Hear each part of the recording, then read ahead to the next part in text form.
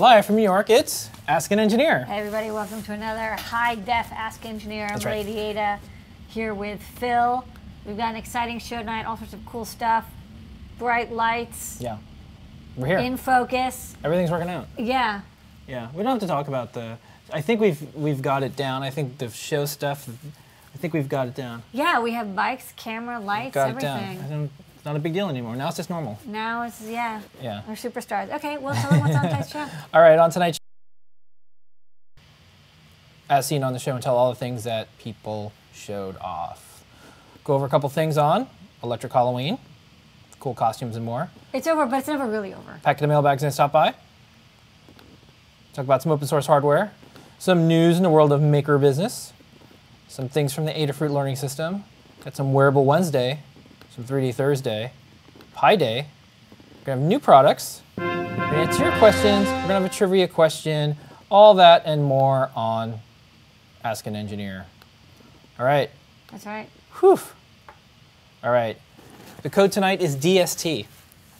Okay. Yeah, I'll be... It's a daylight savings time? Yeah, I'll put up a graphic All in right, a look bit. at you all, but like, into it's DST. You know why? horology. Yeah, it's going to be DST because Starting next week. that it'll help you remember to set the clocks back. Right, and next week we're still at 10 p.m.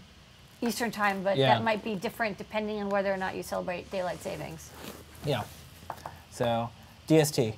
You get an extra hour of sleep, right? Yeah. So TST gives you 10% off everything in the Adafruit store that's And in an stock. extra hour of sleep. And an extra hour of sleep. And All since you right. got that extra hour of sleep, you should build some electronics with the time you saved. You should. All right, let's start this off. Lady Ada, what was on the show and tell? I will tell you what's on the show and tell. Who was on the show and Who, tell? what, and where, and when Yeah. was on the show and tell, and why? Why? Because they were cool. Yeah. Tony DiCola showed up with an update on his WebSockets for the CC3000. So that's like a wrapper for sensor data that uses kind of a mid-level technique for encoding and like shipping data back and forth, which is nice because it ends up being kind of all JavaScript client end instead of having the Arduino do it all. Roberto showed up with his gang. They had a light up sign that they got grants to design. They have like their store displays, I guess. Yeah, it was beautiful. And Antonia. So that was X Marks the Arts.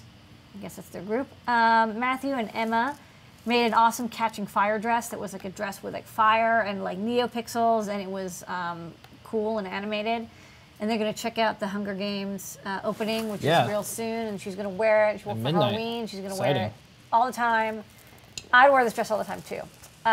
Richard showed up with a cool, super creepy LED eye pendant. It was a green LED that was like suspended independent. It looked like this eye was like looking out of his pendant, which is kind of neat. It had a little bit of this like, I've locked a spirit into this locket. I think I was like looking around trying to get out. Yeah, I was like, hello, like look around. And he also showed off a cool cardboard trinket bot. So he's working on making really low cost robots, like under $30 robots, pardon me. Rack showed up with a dip switch adjustable capacitor. So if you're like making filters and you're like, wow, I really need a very specific capacitor value, and you're just tired of always using the same old 0.01 microfarads or 22 picofarads or 480 microfarads or whatever, you can check out this dip switch adjustable capacitor board, which he's also doing a Kickstarter.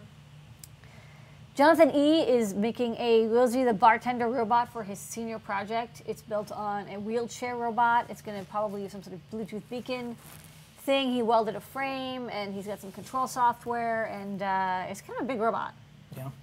I guess it'll hold a keg. Yeah, it's going to walk around with it. What's interesting is a lot of people, they try to build beer robots, and what they do is they try to build like a gripper, so it can open up a fridge and grab beer. This is actually smarter. You should actually make the kegerator the entire robot. Oh, yeah? Right? Because like then it's like, instead of having to deal with opening, closing, it's just the keg comes to you. But the robot has to be kind of big. Yeah. Anyways, he's working on that. And then John showed up with a Halloween project he built. He used some NeoPixel strip to create a jack-o'-lantern. I guess he wore it under a shirt. Yep. And it was like an animated, colorful thing with fangs and lights and eyes, and it looked around and looked kind of cool and creepy, and it was like a little pumpkin face. Yeah. But in LEDs, and he wore it under his shirt. Yeah, it was cool. That's it. All right. That's what was on the show and tell. Okay. Lady Ada, how do people get on the show and tell? Oh wait, you have to tell them everyone gets a sticker. Oh, okay. Well, I can do that. Okay. You can do your thing, then I'll do my thing. Okay. Then we're out of order. That's cool. To get on the show and tell, go to the Google Plus page for Adafruit at plus.google.com/plus_Adafruit. And look for the thread where we say, hey, comment here and get added to the show and tell circle. If you get added to the show and tell circle, you'll join the 276 people who are already in the circle, and we'll invite you to the next show and tell every week, Saturday, 9:30 p.m., whatever New York time it is, daylight savings time next week. And yeah, or it ends. I don't remember whether it starts or ends. All participants on the show and tell will get a seen on show and tell sticker. Just email support@adafruit.com and you'll get your sticker. Wouldn't you like that sticker? You should show up in the show and tell. What's neat is to go see these stickers in person when we go to events. That's a lot of fun. Okay, moving right along. So we just wrapped up Electric Halloween here at Adafruit. We're just beginning next year's. Yeah. And we had a ton of great stuff on the site. I just wanted to show a couple things that were just on the blog that I grabbed right before the show. This was a family who all dressed up like Adabot. Aww. So Adabot's the big time. Yeah, the whole family dressed up like Adabot. This is great. That's cool. And then like one pumpkin. You know, one kid's just like, I'm not dressing up like a robot. I'm a pumpkin. Yeah. Yeah, that's cool. You know what you can get if you go to like, if you want to build your own Adabot costume and you want like the funky robot arms, you can go and get like the silver ducting. Yeah. From Home Depot or like whatever your local Home Depot, whatever Lowe's is, and it's like it looks kind of bendy and cool, and it looks like you don't have elbows. Yeah. I know this from building previous robot costumes. All right, next up. Look at this. These are some NeoPixel rings on little antennas. Look at this man. Yeah. Look at this man, how he's looking at you. He's got these earrings, and they're swirling. Antennas. Yeah. Antennae. And next up, this fellow did a Raspberry Pi costume. Now it's actually using an Arduino, I believe, and NeoPixels, but he used the Raspberry Pi to make this little imprint on the board. Maybe he's saying he's a cyborg that's controlled by a Raspberry Pi. I don't know. Yeah. He's got a cool Technicolor like RxVT thing going on there. Next up, some blinky eyes with the Trinket. That was a really popular series of projects this year. Lots of people did blinky eyes. NeoPixel, blinky, Trinket toys. Yeah. And then here's a super cute kid costume. This is kind of like a little another robot. Yeah, another robot. Look, this kid has figured out the ducting thing. See the brilliant arm ducting technique? I'm telling you, that's the way to go. And last up, we went to the New York City Halloween parade. This is you and me. We've actually marched all the way in the parade. We walked all the way up to 23rd from Canal Street and back. Wearing projects that you may have seen on Wearable Wednesday. Yeah, and here's a little short video. Say hello.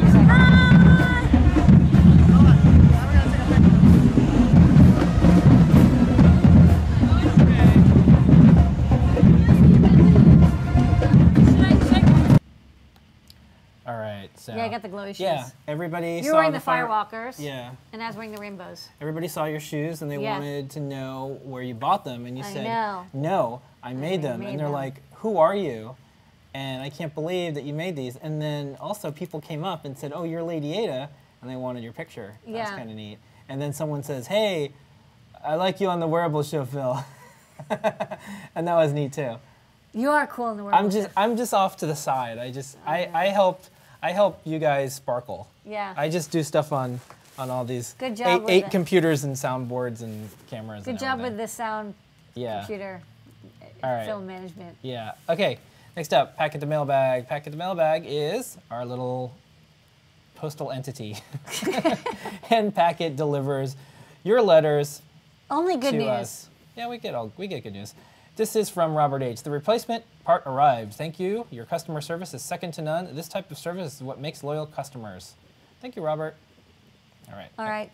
Thanks, Packet. Yeah. Next,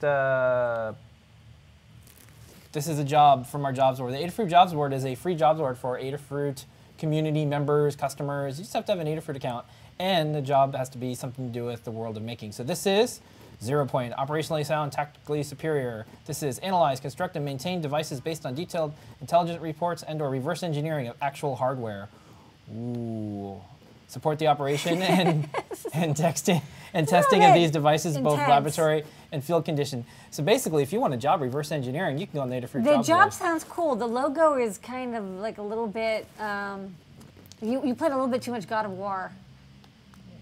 I didn't design this. No, not you. You as in the person who designed Yeah. it. Yeah, so that's it. Yeah. So if you want a cool job, now the thing about the Adafruit jobs board, if you're looking for a job, post your skills. If you're a cool company, post a job that you're Chances looking to are, fill. if you take apart stuff to figure out how it works, this could be a really good job for you. Yeah, and we only approve ones that we think are good. I mean, that's pretty much it. That's the ones. I like this one because of the logo and the Yeah. font. Look at that nice font. Okay. Cyber font. Next, some news in the world of open source hardware. So we're an open source hardware company, so we do. like to look at the news. We give away everything, which sounds incredibly insane, but it's worked out. Here is an article from CNBC. Read the full article. And basically, the article is about companies and the idea Do you want of me to giving read it? away things. No, this is just This is for the readers. Too. this is just a quick little overview. All they do is say, one little note is open source hardware move is migrating from the garage to the marketplace. Companies that follow an open source philosophy make their physical designs and software code available to the public. So I thought this is a good time for you to, That's me. because we have so many new viewers. What is open source hardware, if you could summarize it in just a What few is this sentences? thing? Well, maybe people came from the CNBC article or what is it, CBS? CNBC. CNBC. Yeah. Well, open source actually it was a pretty good article, Yeah. so you should check it out. So the article is about companies that, they've already covered open source software companies, so companies that give away source code or are based on released open source code, such as Linux or Apache, or derivatives such as like Red Hat or databases like MySQL or PHP or frameworks, whatever. So this source code is available that you can distribute it freely as long as you just sort of abide by the license, which usually just means like, leaving the copyright notice in or publishing the source code somewhere when people ask for it. So open source hardware is really similar. Instead of publishing just the source code, although there is a lot of source code often in hardware these days, because hardware is a lot of microcontrollers, FPGAs, stuff that needs to be programmed. So that's a kind of software firmware in that you can release also, just like open source software. But also with open source hardware, you release the CAD files, the schematics, board layouts, designs, STL files. Usually under a Creative Commons license, because there really isn't a way to protect hardware, so Yeah, it's more about intention. There's no real hardware licenses. I mean, like there might be one for MaskWorks, PCB files, maybe, kind of, but I usually don't care. I mean, like, it doesn't matter because you can always reverse engineer something from opening it up, and so it's like doesn't matter, right? You can open up anything and reverse engineer schematics. You might as well release it. You can get a job doing that here. You can even get a job doing that. You can open source stuff for money against the maybe desires or will of the company. But and I do that all the time. Right when we made the Tweetawatt, which was based on an off-the-shelf power meter. It's not open source, but like it doesn't matter. I open it up, traced out the schematic, and I'm like, oh, I see what they're doing here. There's this quad op amp. Yeah. Okay, I'll just tap in right here and get that signal data out, and it worked great. And so people could make their own, mesh network of power readers, and that was a really successful project we did like 5-6 years ago. So open source hardware is basically about releasing all the files, all the knowledge that you have, and putting it in the world, and then hopefully people build on it. And what's cool is that, as we released hardware and designs in the world, like we see them pop up all over the place. Like I see, there's like thousands of people who use our code, schematics, and designs. Yeah. All over, it's funny for 'cause every kind of use.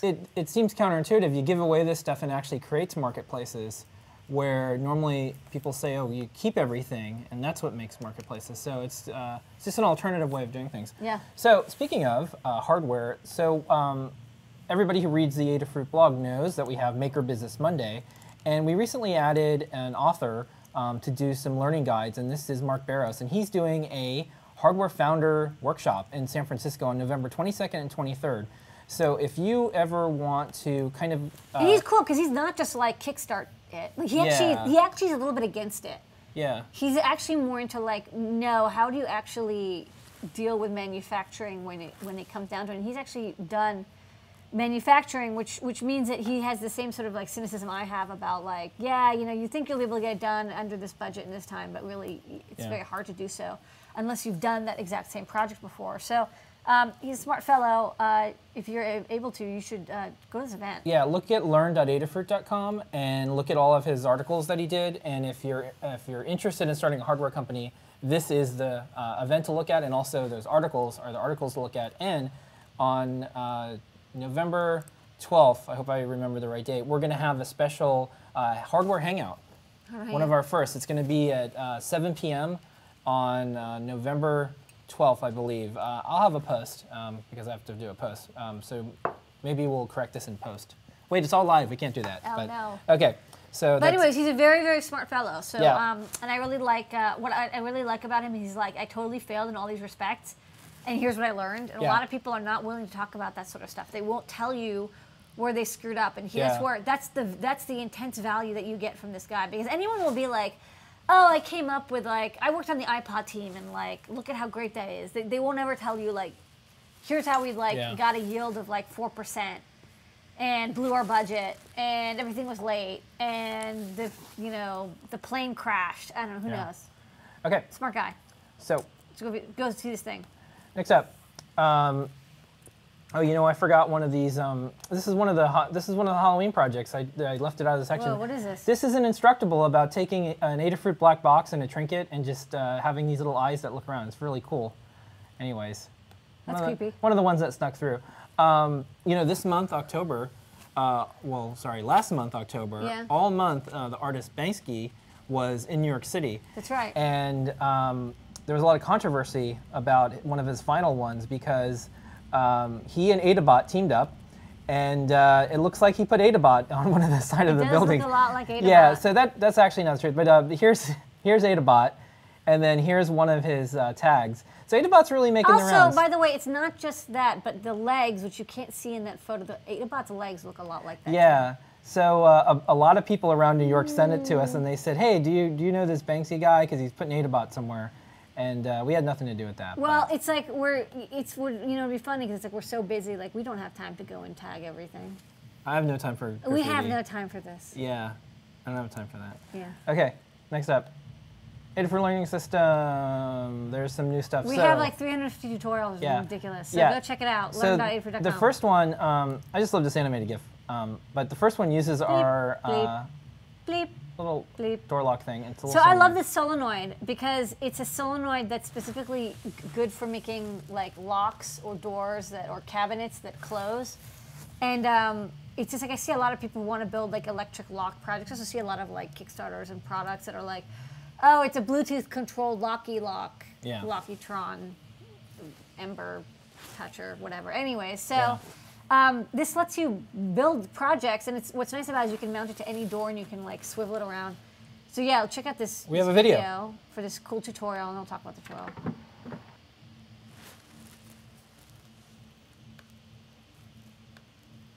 I don't think it's on.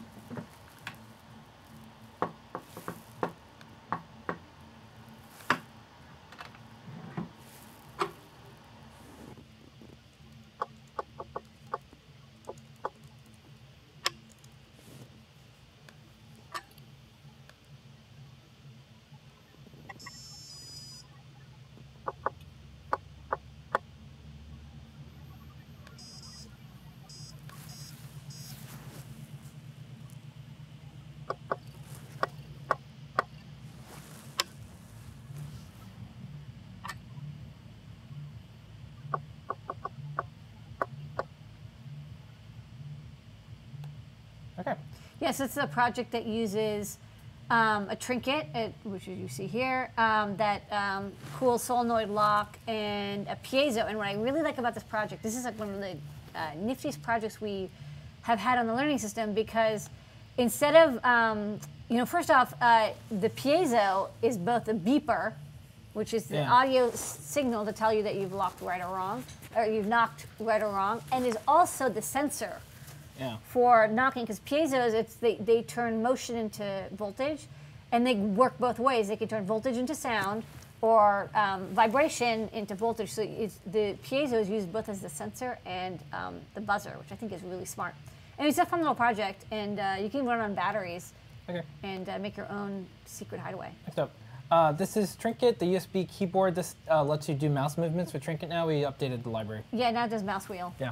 You like Cool mouse stuff. wheel? Yep. Go for it. Make your mouse wheel. Next up, Wearable Wednesday, we have all the things in the world that you want to see, or maybe you don't even know you want to see yet in wearables. So every Wednesday at 2 p.m. Eastern Time, we have Wearable Electronics with Becky Stern, the only live show on the internet that does wearable electronics. Okay. It's the #1 show in wearable electronics I've heard right now, you're in the good 2 on it. p.m. slot. We have a couple cool projects. Okay. This one I wanted to show. This is NeoPixels on Mickey Mouse ears. That's cool.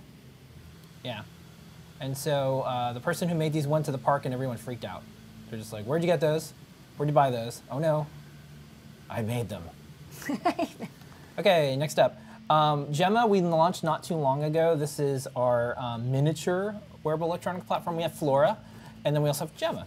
Mini. Yeah, and we have a special video that we just released this week that tells you all about Gemma. So if you've never seen Gemma before, Let Becky show you. here it is.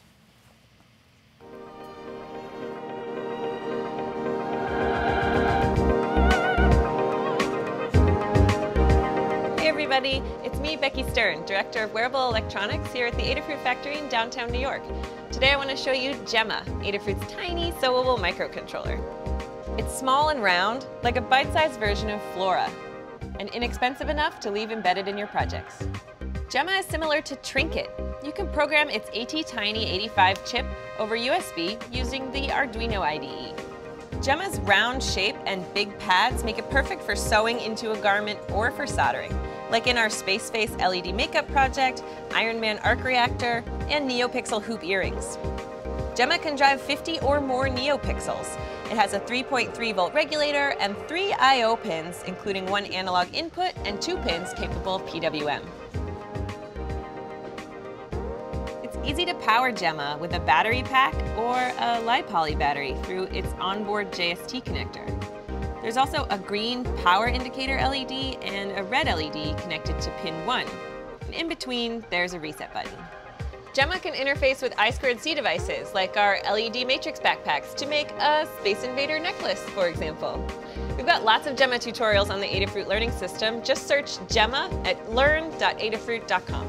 Subscribe to the Adafruit channel on YouTube to keep up to date with what's going on at the Adafruit factory, where Gemma is designed, manufactured, tested, and then sent out to customers like you.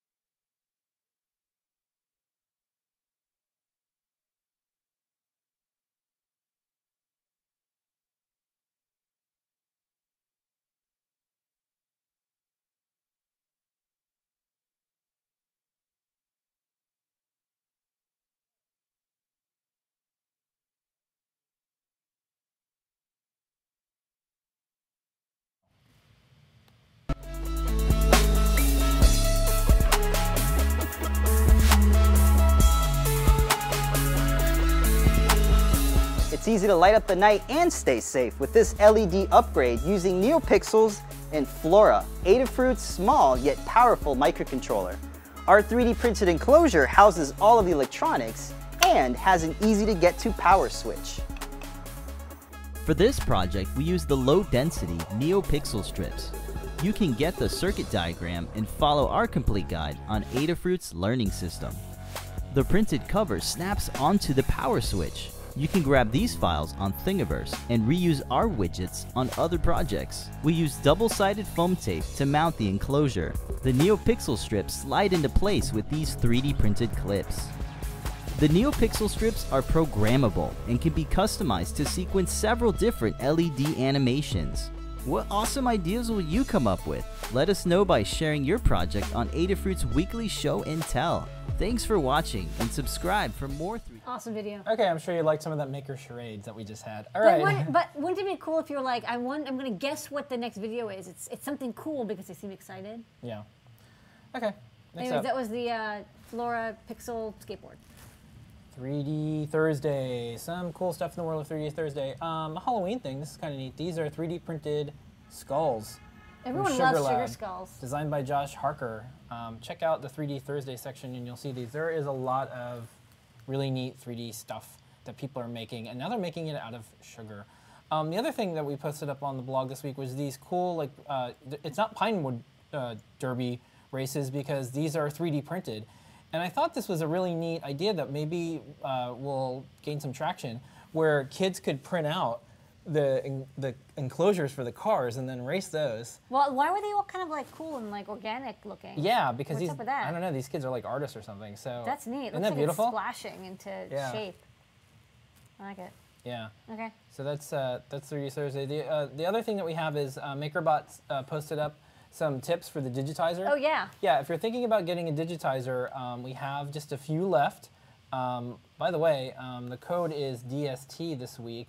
This gives you a digitizer at 10% off. You get free UPS ground shipping and you get a free Raspberry Pi. In fact, DST stands for Digitizer Save 10%. Or it's just DST. Or Daylight Savings Time. But I prefer Digitizer Save 10. Yeah. It's a good time to, and you get free shipping. Okay, next up, Pi Day. Pi Day. Everyone's Yeah. favorite Pi Day. Yeah. Friday. So every Friday we have things in the world of Raspberry Pi. Okay. And so this one, Lydia, you'll like this. This is, and I'm going to get the text for it. This is actually a mechanical calculator. Okay. So instead of doing calculations on the silicon die, the ALU does mechanical relays. So it makes a nice clicky clack sound Click, clack, click, clack. as it's computed. So to start a calculation, you twithmatic with your input. The Raspberry Pi is used to load the instructions into the ALU. Once the computation is done, it's tweeted back to you and displayed on Nixie Tube display. It's not that efficient or fast, but it does a job demonstrating inner workings of the device while doing simple math. The reason we don't use relays is because they're mechanical, so the silicon's so much faster. But you can do, you can actually build an entire computer with just relays. It would just be really big. Yeah. And then on the show and tell, we saw a cool Pi project where that's how he's the interface to control the lights. Yeah, the light project from the X Marks the Arts. Yeah. X Marks the Arts in San Antonio. Yeah, people like using the Pi to do art projects, especially tied with it. He actually tied an Arduino to it, which is really smart. Yeah. So the Arduino does a lot of the light control stuff, and the Raspberry Pi does the server control stuff. Yeah. Okay. So, once again, the code is DST. That gets you 10% off in the Adafruit store. We are going to do new products. It's new product time. New product. Okay. All right, let's do this thing. Okay. What? First up. Yeah. First up, this is the big one. We'll start off with this It's one. It's physically big too. Yeah, we have the Iris. This is a quadcopter, and we're one of the only ones that have them. And this is out of the box UAV, and I'm gonna get it right now. And we can't fly indoors, so we can't No. show it to you. So just to give you an idea, this is how big it is. It's scale of a it's Lady big. Ada. Scale And one of the things that I did is I put the GoPro on here, Yeah. so it has a GoPro mount. So yeah, it's a GoPro mount. It's yeah. it's a nice injection molded. It's resiny. yeah, Or it says resin or ABS. yeah, It's got these big propellers. yeah, beautiful motors. It's got a body. It's got I think a 500 or 400 megahertz antenna. Back communication system. It's got LEDs. You can pop this open and recharge the battery. It's got a really good battery recharger. Yeah. It's a beast. It's a beast, and like I said, it doesn't, well, you can mount the GoPro. GoPro is not included, but it can pick that payload up. Flight time is about 15 minutes or so. This is from 3D Robotics, Chris Anderson's company. He used to be the editor-in-chief Oh, and it comes of with Wired. a controller. I'm going to show that in a second. Yeah. So this is fantastic, and under 800 bucks, unheard of in this for this size of. Yeah, for what you're getting, and it's like it's not like a Yeah. like a parrot drone. This is like the real thing. This Yeah. is like a pro quality. Yeah. So I want to show you. UAVs. Yeah, I want to show you some stuff it comes with. Okay. So it's one of the effort that they're doing at 3D Robotics is how can you get this out of the box. So this is the controller. And huge controller this with lots of switches.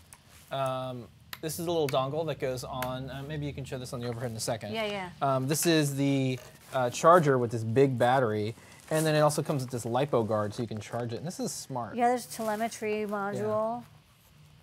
This is cool. Yeah. It's intense. So let's go to the overhead, and you can show yeah. some of the things here. So maybe you can talk about what this is. Yeah, so this is 900 megahertz. So this is the little radio. So you want to communicate with the to send commands to the UAV. I mean, it can run autonomously, but often you should always have an override. So if something goes wrong, or like you plot a wake course, but then there's like a tree or something in the way, or like a helicopter, who knows? You can always override and control it with this 900 megahertz radio. And 900 megahertz is nice because it has much better range than 2.4 gigahertz like Bluetooth or Wi-Fi. You'll actually be able to communicate much farther. Probably has about a 1 mile range is what I would guess with this. Maybe even a little longer. See if it says, kind of dim. But yeah, you connect with it with a micro USB connector. And then this is the LiPo battery. It's really big. So it's 3,500 milliamp hour. 30C discharge. You can discharge up to 100 amps out of it. This is the discharge, and then this is the charge port. So it's with these batteries, there's no protection circuit on the cell, which is actually a good thing. It means that it won't like cut out in the middle of a flight, which means that you might end up damaging the battery, but you could save your UAV. And usually the battery is only like $50, maybe $100. So it's good if it's like risk this guy to save your helicopter or your plane, and then it has this nice compact charger which does balance charging. And this is a new thing. I want you to explain this because I'm starting to see this. It's a LiPo guard. It's actually a case for a battery. Yeah. So these are little. Yeah. I mean, it's just a sort of a bag thing. It's a bag that you put the battery in. These batteries are basically like little bombs. I mean, that's just anything with all batteries. All batteries are. Well, no, and these in particular because it's extremely high density. Yeah. And again, if you want to be able to draw up to 100 amps from it, that means that there's no protection circuit to keep you from shorting, because 100 amps is basically shorting it out. So there's nothing to keep it from, overheating and overcharging or undercharging. So using a bag is important, especially with RC batteries. With the cells that we sell in the store, they have protection circuits. You can use a protection bag, but you don't have to. But with RC batteries, I do recommend it. Yeah. Because these things are big, and unlike little mini, my trinket battery, which is small, and at the worst, if you punctured it or squished it, it would maybe go poof. These things will actually catch a fairly big fire. Yeah. It'll be unpleasant. So the other thing is, if you get one of these, one of the coolest things about DIY drones, which is the company's name 3D Robotics, but the community was DIY drones, is the gigantic community of people. So every single question that you have, all the people that are contributing code, all the things you're doing, there's rapid development on all the software. It is a fun hobby, and these things are never going to be cheap, good ones anyways. It's $800 for what this is. It probably should be around a couple $1,000s. Like that's what the pricing was. I think he got funding, and I think part of the deal is that he's like, well, I want to make it under $1,000 to get started. Yeah. Jay, here's how you usually charge it. But the way I look at hobbies, because every hobby costs like a couple $1,000s in the end. Like no matter what you get into, how much time were you going to spend with this, and what type of things you're going to do? Is it going to just be something you do once, or are you going to have can you keep developing with it? What's cool is also this isn't like a come out of nowhere product. Like they've been working on this for what, like 4 years now, 5 years? I like that you can mount a GoPro camera because when you're done with your flights, you get all this beautiful footage that you can share with people too. I wanted to do a drone film fest. I wonder if a Raspberry Pi would be a good thing to mount too, because you could use the Pi cam. You could potentially do that.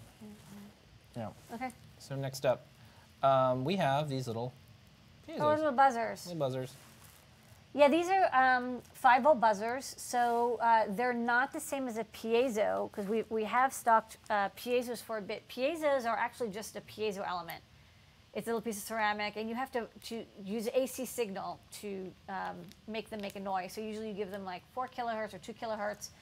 So this has a piezo in it, but it also has the driver circuitry. So, you know, basically instead of having to give it AC signal, you can give it a DC signal, and I'll just plug it into power. If you give it 5 volts, you actually give it 3 volts too, it'll be fine. Let me see if I can. Okay, I'm gonna go to the overhead. Oh yeah, I'm just gonna plug it into this Arduino's pin. Boy, that's really annoying. So you can see you don't have to give an AC signal if you just give it 3 to 5 volts. And I'm giving it 3 volts. 5 volts is even louder. I really don't want to. That's really loud. So do it again. Are you ready? Do it. That's really loud. It's really loud. Very loud, very annoying. Buzzer. $1. Good for all sorts of annoying sounds that you may need. But because you don't need to use AC signal, they're a lot easier to use. You just need a DC signal on and off. So they're much easier to use. Trade-off is, however, you cannot change the frequency. It is 2 kilohertz. Okay. There's a driver inside that oscillates. All right. Can't change that. Next up, we got some Blinky. Oh yeah, let's turn on this blinky thing. Yeah. So we got dots. So we have WS2801 pixels in all sorts of shapes and sizes now. A couple weeks ago we put in the sticks. We also have always had little dots, little silicone dots. Yeah. These are 3 LEDs per dot, but they're like big dots. So these are big glowy dots. There's a little bit of a scratch on it. There you go. That's a nice clear one. So the nice thing is they have like pretty much 180-degree visibility. They're nice and bright, but it's more that they have a good solid color. Like it's a very steady color. So these have nice little mounting holes on them, so you can mount them onto something very easily. They are waterproof, although I wouldn't put them underwater. They're probably more weatherproof than waterproof. I mean, they'll definitely survive like a good rain or dunking, but I wouldn't like put them in a pool or something. That's not what they're designed for, especially with the UV and chlorine that's in pools. People always ask us. But yeah, so these are just glowy dots, individually controlled. We have a library for them. They're really easy to use. And I don't know, do something Christmas with them. Yeah. You get 20. A couple suggestions. Someone wants to know, will we stock a NeoPixel version? The thing is that the NeoPixels, I kind of like for these large, the NeoPixels can be driven by every kind of microcontroller, and so even though they're cool, you can't use them with a Raspberry Pi, whereas you can use these with a Raspberry Pi or a BeagleBone a lot easier than a NeoPixel, and that's why for these larger sort of pixelated things, I'm going to go with these because it's like, you know, 2 pins. If you have something as big as an Arduino, like it's not a wearable, I don't feel like it's as big a deal if you're missing a pin.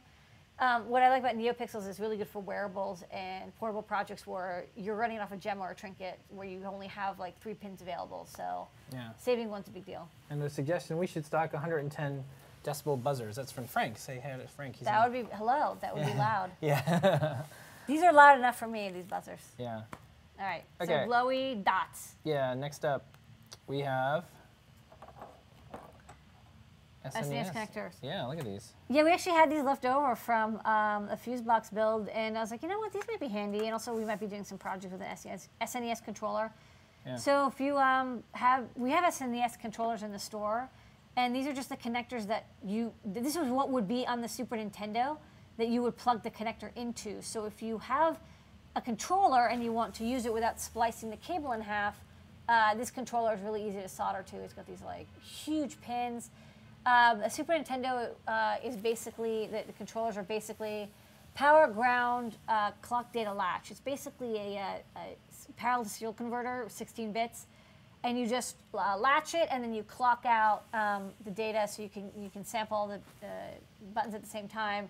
Super simple. I mean, that's how they made the controllers, cost like $1 to make. So you can use them with any microcontroller, any computer, basically. Anything that can do bit bang SPI, which is like everything, you can use with a Super Nintendo controller. So now we have these little connectors. They're handy if you want to do stuff with them. Yeah. Okay. I want to go back to the little dots for a second. Okay, dots. Yeah, someone had a question. Can you step on these? Like, what happened if you step on I them? mean, you'd eventually crush them.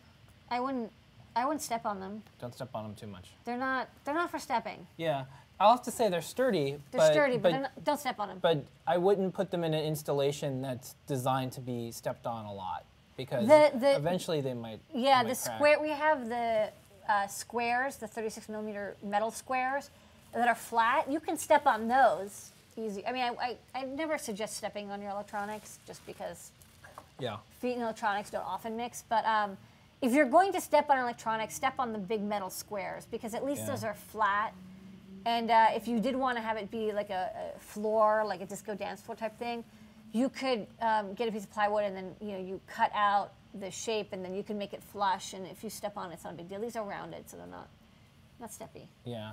Not steppy friendly. When we lived at Adafruit, now we have a factory, but when we lived Yeah. at Adafruit, the worst things to step on were, I think the Megas. Yeah, AT Tinies. The AT Tinies because Max- they're sharp. The Max 756s. And I would, if I ever had bare feet and I was walking around, especially if it was dark or something, Yeah. I'd step on them and man, that hurt. Yeah, those are painful. Yeah. Yeah, those legs sticking up. I used to have to get up because the postal service would come. 6:30 in the morning. Yeah, sometimes then they started coming even earlier because they started, his route was right there. So I had Postal people start work early, by Yeah, the way. They so- work at like 4 in the so I morning. had a couple little buckets of Little mail and like 5 o'clock in the morning. And I still have to wake up at 5, but now it's not to deliver packages. At least you're not getting the buzzer. Yeah. Yeah, that was a rough 6 months when they were. It was longer than 6 months. But it was worth it because everyone got their packages. Yeah. All right, It was the only way to get a pickup. Yeah. You wouldn't pick it up otherwise. next up. More round LED art that you could wear. It's a trend. Thank you. It's a trend Yeah, these are from the LED artist. from the That's his name. LEDart.com. That's his Yeah, name. that's I his don't name. know. They're beautiful. Akimitsu Saito. Sadio? Yeah. I don't remember Saito or yeah, I guess it's Saito. And he's an artist in New York, and he makes LED art. And maybe I'll show some of the overhead. 'Cause Yeah, this is let's go to tough the see. overhead, shall we? And he makes these like little. Oh, maybe I can turn this off. You can turn it off. And he made. Oh, let me actually make that look really good. Yeah, that's kind of cool actually. Yeah. So that looks weird. Maybe I'll turn this off again. Okay. He makes these lovely little wearable LED art rings, and this one is RGB, and it comes programmed with some designs. And it runs on like a really, really big coin cell. These are like the biggest coins I can get there, CR2450s. And you can change the modes. So there's different styles and modes that you can Yeah. run. What type of chip is that? This is a PIC chip. Yeah. So I don't think it's open source hardware, but the programming pins are available. So if you are okay with programming a PIC, I'm sure it's the standard MP Lab, 5 pin connector, the PGM clock data, whatever. Yeah. It's been a while since I programmed PICs, but I'm assuming it's the same pinout. So you can reprogram them if you wish. But I don't know, kind of nice, elegant art. And he's a local New York artist, and I was like, this is so cool that you're making LED art here in New York. So I think he assembles these by hand as well. Yeah, and here we've got a couple photos. I'm going to show, this is the RGB one. Yeah. The photos look, of course, more like what it actually looks like. He took Yeah. really good photos. Might have used a filter. Yeah, I know. Okay, and then we have another one. Yeah. Oh, and they come with a little lanyard. Yeah, this is the white one. This one Yeah. is tough to photograph. Let me also show it on the overhead. Okay, to the overhead. Okay, 1 second. So yeah, this one, yeah, you can replace the battery on the back. So I'm just inserting the battery. Yeah, you can This see one that. is a single. This one is a single color. It's just white, and It it just just kind of rotates around. It does a couple different effects. That's cool. But I don't know. I really like these. They're simple but very elegant. So they're cool. This one has like kind of not even movement. This one's kind of nice too. Yeah, so they have like different kind of effects. And so his idea is like, let's make art with LEDs, not just, and I like how it's not all RGB stuff. This is like, okay, it's just white. Yes. I like them. And he has other colors too, so if you want other colors, you can check out the LEDartist.com Yeah. for more designs. And Okay. there's 2 accessories as Yeah. well. I put this as just one accessory because Oh, it's that's like kinda fine. like one. Oh, can you, yeah, Yeah. get rid of me. So this is for the LED rings. They also have coin cells. The coin cells in the back, they're non-rechargeable, but you can get separately a rechargeable version of these coin cells. And these are 100 milliamp hour coin cells. And they're basically like little lipos. I kind of want to open one up just to see what's inside of it because I think it's actually a lipo cell that's like encased in a coin cell. A little holder. tiny lipo cell, and maybe there's a little circuit board in there. Yeah, I think so. I don't know. I mean, it's kind of weird. Anyways, they're this Yeah. big, and he made a little charger for them as well, and it slots into the charger and it goes into USB. Yeah. So I'll just show it. Maybe we'll do a live teardown next week or something. Well, you gotta be careful. I don't want to like. It's kind of a bad scene if you're not careful to take apart. Yeah. I might want to do it not live. No, what we'll do is we'll take it apart, not live, and we'll be like a cooking show. And I'll be like, oh look, what we'll do is you'll be apart. like, oh look, tick, tick, tick, tick, and then you'll be like, I took it apart. Okay. That's how you do this. Well, let me 'Cause show. they don't cook a whole turkey during. No, the turkey's show, already yeah, done when yeah. they pull it out of the oven. Okay, so Yeah. maybe show. Let's go to the overhead and I'll show Okay, this thing off. to the overhead again. Okay, I'll show this coin cell. So these are just really, really big coin cells. This is a lithium-ion battery. So the thing to watch for is there's no protection cell circuitry on this. It's actually, I'm pretty sure it's actually just a lithium LiCo cell, a lithium-ion cell. You can draw up to 100 milliamps from it. I mean, it does have basic testing, like it will not catch on fire if you draw Yeah. too much current from it. Or undercharge it, but you just have to be a little more careful because there isn't this extra protection circuit that's keeping you from accidentally charging it or accidentally discharging it. Just be aware when you use these to be a little bit more careful. So they're kind of for advanced use, but it is kind of neat to have a rechargeable coin cell, even if it's really big. And these are 100 milliamp hours. What's interesting is if you get the non-rechargeable lithium version, they're 600 milliamp hours. It's like, that's a lot. 3 volts, 600 milliamp hours. Anyways, these are 110 or so. And 3.6 volts. Yeah. So, yeah. Good. There's probably some projects that could really use these. Yeah, I think it's cool. Yeah. I like these, and I like supporting a local New York artist who's doing round black wearable electronics. Yeah. Cool. We need more of those. We do.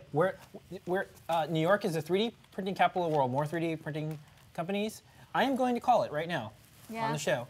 New York is the wearable electronics capital of the world. Okay. Because there's now a couple companies that are doing wearable electronics, round LED boards and yeah, right. Is there any other place that has a couple? Not that I know of. Yeah. All right, that was new product. That was new products, Lady Ada. I'm done. New I showed 'em all. products. That was it. Okay. So, for all the folks that saw all the new products, And you want them. don't forget code DST, 10% off everything in the Adafruit store that's in stock. Use the code DST. Also stands for Did You See That? Yeah. I want to buy it. There's some deals to be had. I give people advice because you are our customers and community.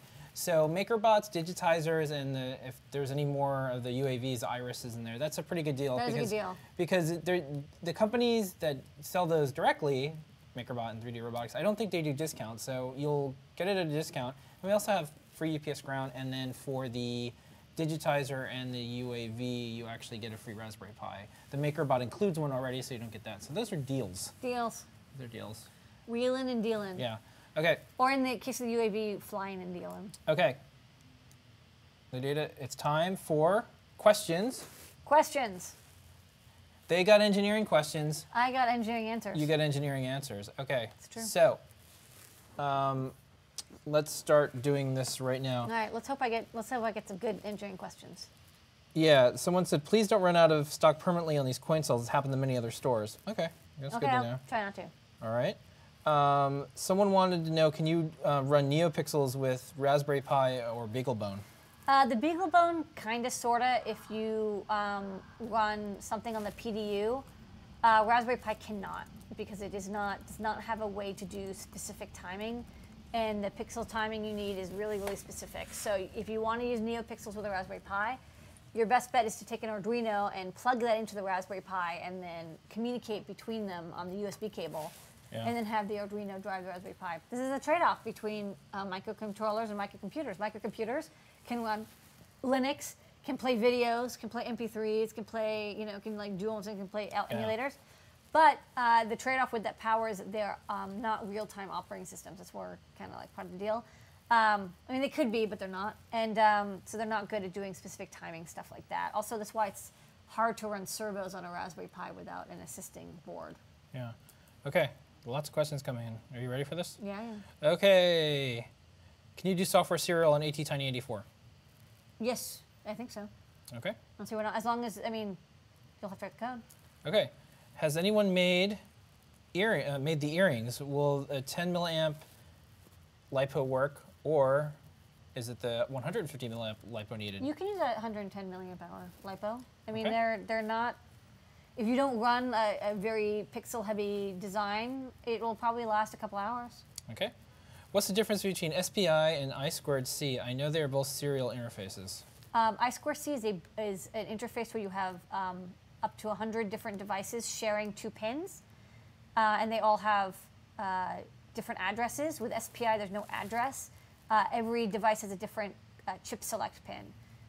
SPI tends to be a little bit faster, and I2C is just a little bit more flexible because you've got so many more devices that you can have on only 2 pins. Okay, that's a good explanation. Next up. Okay. Considering how much we gather from the internet, what would you recommend for formalizing the knowledge by attending the MIT 6002X class, which is being delivered online for free? Why not? Would you recommend formalizing the knowledge? So what would they build or do after taking that online class? 6002X will teach you how resistors and capacitors and inductors and transistors kind of really work. You can try to attend 6002X. It's an extremely hard class, and so I'm pretty surprised. If you do go through it, though, you'll understand them in more depth, and so you'll be able to debug things a little easier because you'll understand why they're not working. That's pretty much the difference between people who are making stuff and engineering stuff. If you're making stuff, if it works, it works, and if it doesn't, you don't really know why, and you just sort of like try to figure out a way to make it work, but you don't know why it is working or not working. You're just like, well, I made the battery bigger, and that seems to help. I don't know the real reason, but it does. If you understand the underlying mathematics, sometimes you can understand why, if the cable is too long, it doesn't work quite well, or making on a breadboard makes it slower than if it's soldered together. If you can pass the class, you should definitely take it. It's extremely hard, though. Okay. Next up, if the data lines for the multiple WS2801 pixel strands are put in parallel, will they show the same color patterns? Yes. Okay. Next up, what do you think of the Peachy printer? I don't know anything about the Peachy printer. I've heard about this, but I don't know anything about it. I don't know. Okay. Next up, what do you think of the Motorola Project Ara open source hardware phone? It doesn't exist yet. Yeah, it doesn't exist yet. I'm always hesitant to comment on things that don't exist yet. Yeah, here's what I like. A big giant company, Google, owns Motorola, which was also a big company, and they're promoting the idea of open source hardware. So no matter what, that's a benefit. Yeah. I hope they follow through and build things. There's lots of challenges with block-like computing. And if there's any company that has the money and resources to work on this and solve it, it would be a Google Rolla. Yeah. A Moto. It would be. It It is something that I'm going to wait on because it is a project they've only sort of semi-announced that they might be doing. It's like we might be doing something that might be like this, maybe, and here's a rendering, and I'm like, I really. Yeah. It's until you see it. Google gives away Android. Maybe they'll just Kinda. they'll start to give away hardware, and who knows? Yeah, This is whatever it takes to get that search engine running on the thing. Yeah. So next up, Oh, I answered that one. Got that one. I got that one. Okay, about to start a 4-digit NIXT clock with blinking colon ran off of Arduino. What would you recommend I use? BCD to binary converter or shift registers or another method? I mean, look at other clocks. I mean, a lot of people built clocks, so whatever they've made, check it out. There's also like the Nixie Shield. You just use that or do whatever they did. Okay. Next up. That's actually not the hard part of the clock. So Yeah. Are there whatever you want to do.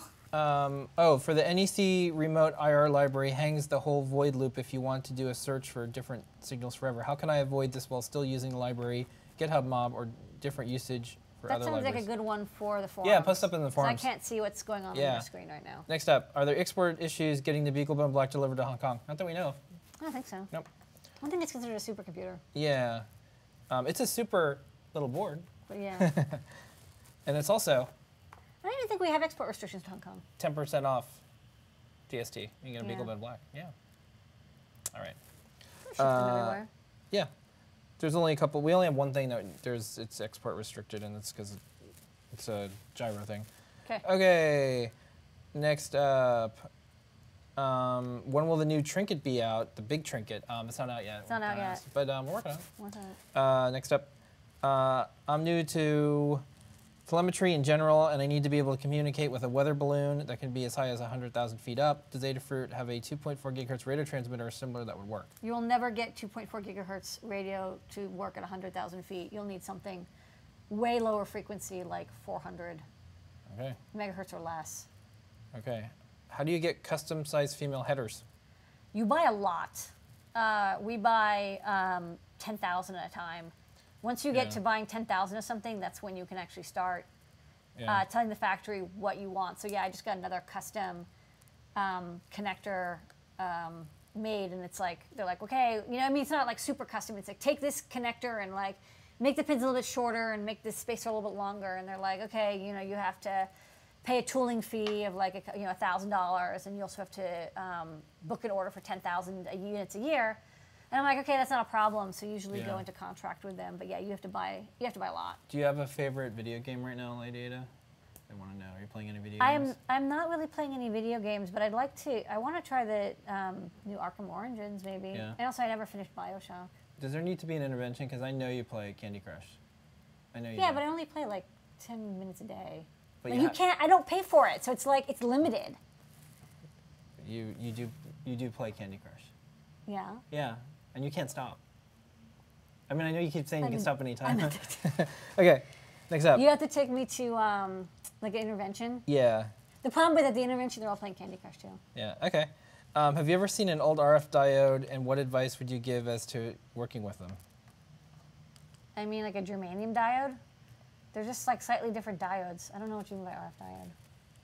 Diodes Yeah. are pretty much diodes. I guess just be careful with it. An Don't old crush RF it. diode. Glass diodes. Yeah. Maybe a whisker diode. Okay.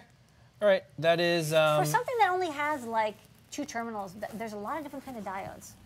Okay. All right, That's the question and answers. That's it. that's it. Okay. So we're almost time for the giveaway, but we got a couple quick things to do. Almost last up on the list. We're not having a storm. We're going to talk about this. So last year, Sandy pretty much destroyed everyone's lives. 100 people died in the area, and Adafruit was shut down. No one. It was intense. It was intense. We paid everybody, even though the company shut down. We took care of everyone, all of our friends and family, and we did some work in the local areas to help people out. We just wanted to say thank you because a year later, we're here, we recovered, and it's because of all of you, the customers and community out there. A year ago to this day, it was really scary because we had just moved into the Adafruit factory. It's the biggest thing we ever did. I know, and it was like, And- oh my God, it's going to be underwater. And it was really, we worked really hard to Luckily, get here. we're not on the first floor. Yeah, and the building was shut down. Where we lived was shut down, and We had to use our bikes though. yeah. Because there's no cars really, because you couldn't get gas. Yeah. So yeah. thank you everyone who Yeah. helped us Little through that. bicycles. Yeah. Okay, Maybe- we're gonna do a trivia question real quick. Okay. Lady, what are the rules? Rules are if you've won before, you don't get to win another prize because everybody only wins once per lifetime. Yeah. The first person with the correct spelling and whatever into the chat wins the fabulous prize. I guess the fabulous prize is these dots. Yeah. You get a strand of these LED dots. This will be so handy for next Halloween or for Christmas or for Thanksgiving. Who knows? Maybe you want to just like decorate some stuff. Maybe I'll turn these on so you Yeah. can see these, how glorious they are. The first person we see who types this in the chat, we'll eventually work out another thing with the chat because we're on YouTube and Ustream. We'll figure something out. But for now, we're just For gonna. now. For now, if you're Look. some people have multiple windows up. This isn't like you're winning So a car. You're just here- winning an LED strand. It's a big Here deal. is the question. Born November 2nd, 1885, this American astronomer is known as a modern Copernicus, who discovered the sun's position in the galaxy. He was at Mount Wilson Observatory, where he calibrated Henrietta Leavitt's period versus luminosity relation for variable stars. Do you like my festive? It's very festive. Very festive. So This is pretty much what I wore on Halloween. who is the astronomer, American modern astronomer known as the modern Copernicus? Modern Copernicus. Because he knew where the sun was in the galaxy. Oh, so it's not just like where we are in relation to the sun, Yeah. but where the sun is in relation Oh, to the galaxy. Ustream 19, Ustream-19.